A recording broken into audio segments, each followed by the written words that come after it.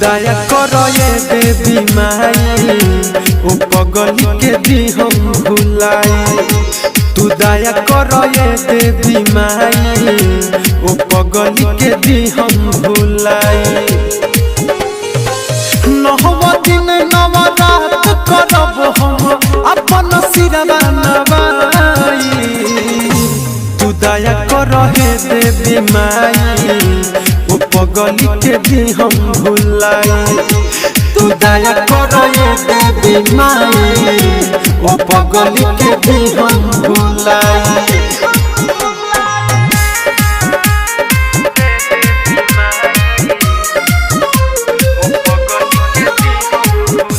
Mixed by Aditya Recording Studio, Gopalganj।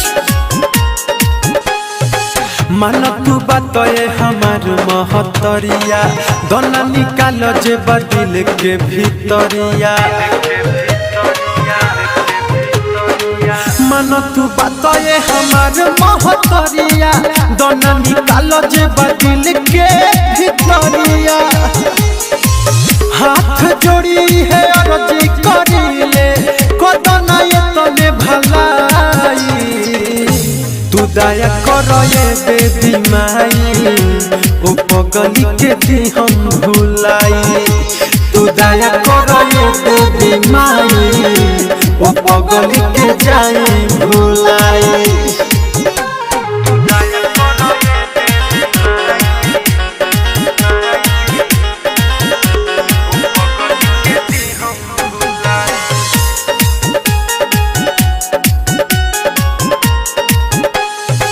ओके बिसार दिही है मको सदबा दरदी पकावा के पार करत हदबा।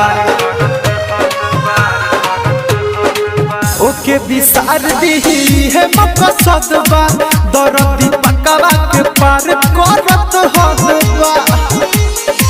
राइटर से सनथ तीन सभी कहस करना कमन पाई। तू दया करो ये देवी माई ओ पगली के दी हम भुलाई। तू दया करो ये देवी माई ओ पगली के जाए भुलाई। नहवा दिन नवा रात करब हम अपन सिरवा नवाई। तू दया करो हे देवी माई ओ पगली के दी हम भुलाई।